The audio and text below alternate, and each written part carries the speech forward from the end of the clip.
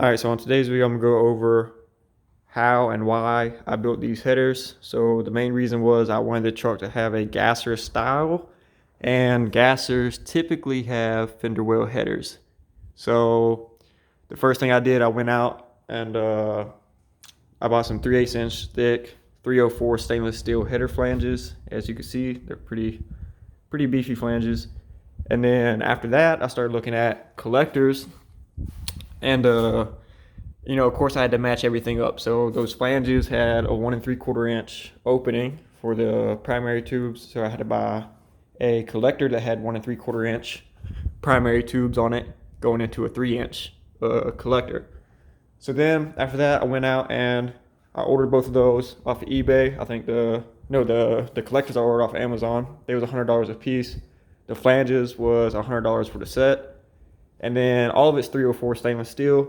And then I went out and I bought some 1 3/4 inch pipe. All this is 304 stainless steel. As you can see, TP 304, 304L. And I slowly just started mocking everything up. And I also bought a whole bunch of,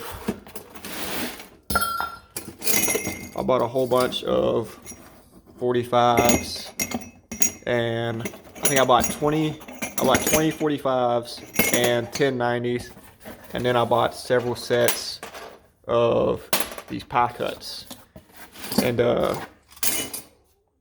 so basically slowly just started piecing together what I wanted. So I went ahead, I bolted the flange up to the engine, and then I took some jack stands and I put the collector where I wanted it, and I taped it in place and strung it up with welding wire, and just to get it where, like, roughly where I wanted it. And then after that, I just started connecting the dots in between the two. And I started with the driver side, and I started with the number one tube.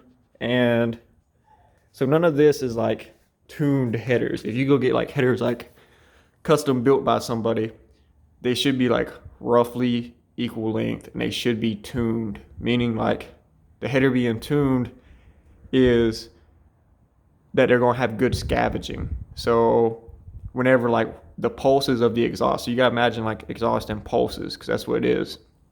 So whenever the pulse comes from the number one tube, as it's like passing through the collector, it should create like a vacuum effect and pull on all the other tubes.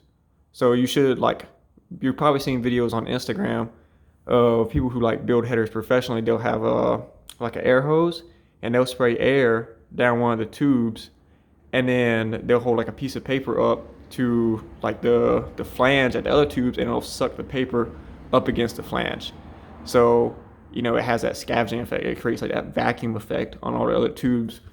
And I haven't tried that with this just because I don't have air to do that. And to be honest, it just, it's not what it is. It probably wouldn't work like that. And none of these are equal length. I roughly measured them the other day.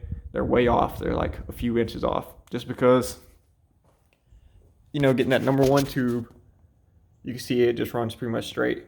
But then that back tube runs all the way back up and then back down. So of course it's going to be a little bit longer. And then, so I just started piecing it together. I started out with the tiny little section that you see on each tube.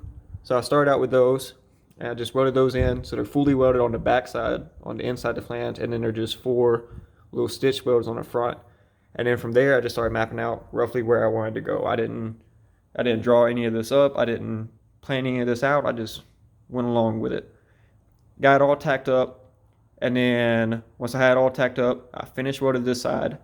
Then I started on this side over here, and I wanted them to be like a matching set. Like I wanted them to be like mirrors of each other. So I just took like some basic rough measurements from the driver's side. Like I remember, like, I measured like how long this straight section here is, and like I measured like how long that straight section is, and like pretty much just the straights. And then I tried to just copy the angles in between them. And you can see like it ain't perfect. Like that one I had to add the extra straight in, I think. And this one, oh no, I did over here too. But as you can see, they're roughly mirrors of each other. It's not perfect, but So then I just kept on mapping it out. As you can see, I use several pie cuts here. So that's 1, 2, 3, 4, 5, 6, 7, 8. I use 8 pie cuts to get that bend. And it's just because it's such a weird bend to make. But they came out pretty decent, and all of it was just off the hip. And then for the collectors, of course, I welded these little tabs on here, and I know I welded them backwards. Now that I have learned a little bit more about them, I welded them backwards. It should be the other way, but it'll still work. But yeah, I welded them on there, put 2 springs on each. As you can see, I put a whole bunch of the copper silicone RTV in there, just to help seal it up, because these are cheap collectors, and these 1 3/4 inch tubes. So these are 1 3/4 inch outside diameter. These are 1 3/4 inch inside diameter. So it should be a snug fit. But as you can see, even right there, you can see a horrible gap. So I was afraid that would cause problems and would make it leak. So I looked it up online, and everybody online was saying just throw a whole bunch of RTV silicone, the copper in there, and it'll work. And so these headers was not TIG welded. I went over them just because their MIG welds were not the prettiest. I know my TIG welds aren't the prettiest, but surprisingly my TIG welds look better than their MIG welds did. And then of course I went with V-band, so I bought a 3-inch V-band flange, and then I TIG welded it around there. And then I just went to a 45, put a 45, and then I went to some straight pipe all the way back to a stainless steel muffler. And then I got a stainless steel exhaust hanger right there. So I think all in all, I'm in these headers, not counting argon for welding them, just because I can't remember how many bottles I went through. I think I'm in these headers for roughly $600, and that's counting, you know, the flanges were $100 for the set, the collectors were $100 a piece. So, you know, that's already $300 right there, just in flanges and collectors, not counting. I think I spent $120 on 90s and 45s, because I ordered 10 90s and 20 45s. I think that was like $120. And then all the pie cuts I ordered, all the straight 1 3/4 inch I ordered, and then the straight 3-inch tubing, and then the little cheap bullet mufflers, which I think were like $30 a piece. So it starts adding up pretty quick, but it's not bad. And then so I'll show y'all how I cut the 1 3/4 inch pipe. So I don't have any fancy cutters or anything. So here's the 1 3/4 inch pipe.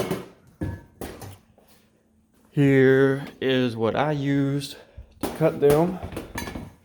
So I bought this at Home Depot. You know, you just tighten it up, and then you spin around on the tube, slowly cuts it.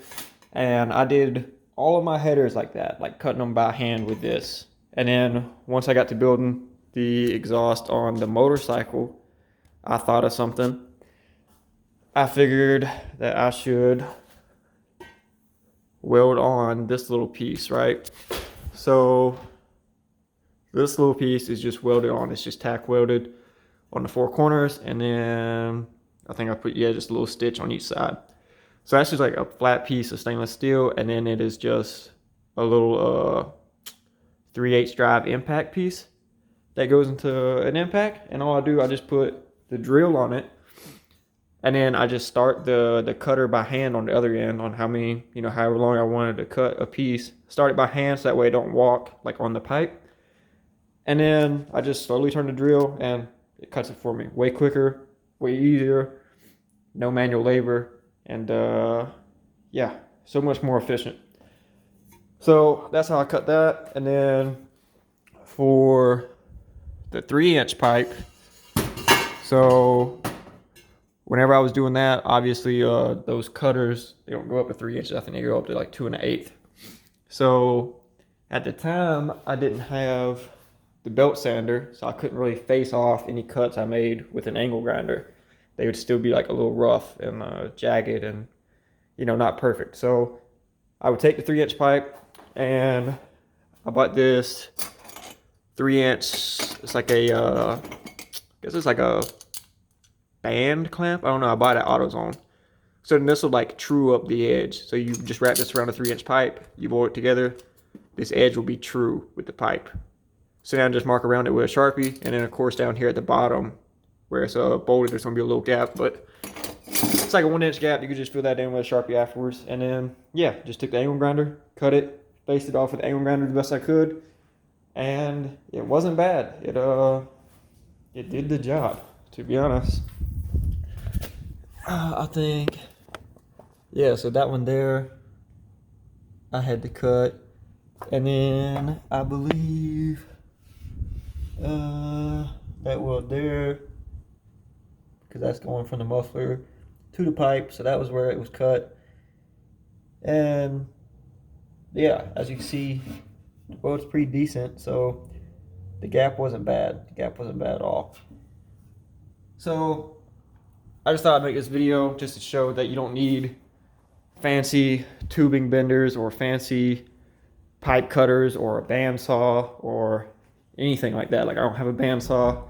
I don't have one of like the Evolution cold saws that cut stainless real well. All I have is a DeWalt angle grinder and a Husky little tiny pipe cutter, and I made it happen. And same way with the exhaust on the motorcycle. And of course it's all like discolored now because I've been running it. But it's all the welds turned out pretty good. Every single one of them. But I think that's about all I have.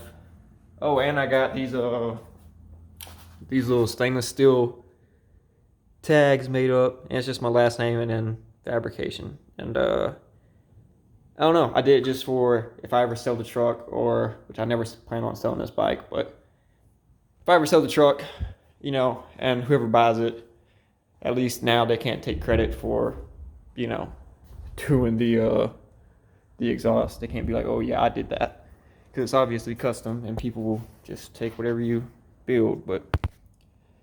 And then I did the same thing on the radiator hoses, and as you can see, so the top one was pretty simple. It's just it's just a piece of straight pipe, and then a 90 coming out, and then a piece of straight coming down, and then another 90 coming down, and then another tiny little piece of straight pipe going into the inlet to the water pump. But on the bottom one, you can see it had to be looped all around, and it's all crazy, but I made it happen. I did it the same way. So I just started with, it coming out of, I just took a little piece coming out of the water pump and coming out of the radiator. And then I just connected the dots pretty much. And there's like a little straight. And as you can see, it's pie cuts. I'm trying to get this down in there. So it's pie cuts on the bottom, and then a straight, and then a 90. And then it is pie cuts up top, and then another straight. And I put like I think on this one I welded a little bead on the end of the pipe, so that way the clamp couldn't just, this whole silicone coupler couldn't just slide off, because it's going to catch on the clamp and it's going to help seal. Whereas on these top ones, I had some other stuff made up, and they're actually flanges for like the head tubes on a Harley, where the exhaust goes into the head. So I made these, and all it is just a piece of pipe with another piece of pipe welded around it. As y'all can see, you can see where it's been welded. But yeah, I had some of these left over because I made a whole bunch of them. And then yeah, so I just use these for the radiator hoses too, and it works. But that's pretty much all. And yeah, I think this video should be going up Sunday. So I'm posting this video up Sunday, or maybe Saturday. I'll probably post it up Saturday. And I'm gonna try to make a couple videos a week, and also show what I'm currently doing. Like I was doing the bed of the truck yesterday, Just bolting down some of the wood while I'm waiting on to order a fuel cell and everything. But I think that's all I got, so I will catch y'all next time.